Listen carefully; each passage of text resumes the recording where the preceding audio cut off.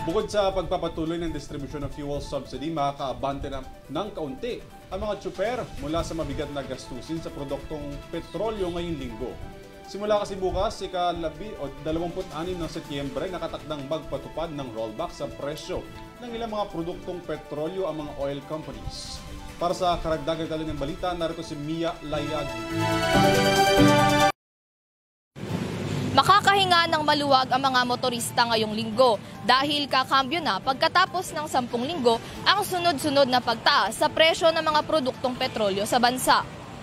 Sa advisory ng ilang mga fuel companies, nakatakdang magkaroon ng rollback sa presyo ng petrolyo simula ika-26 ng Setyembre, pero hindi pa rin mababawi ang mga naging price hike sa nakalipas na 10 linggo.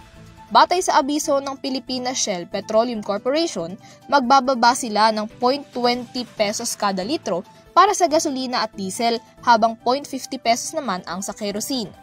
Maliban sa kerosene, magkakaroon ng kaparehong rollback ang clean fuel at petrogas para sa gasolina at diesel habang nakatakda pang mag-anunsyo ng rollback ang iba pang mga oil firms.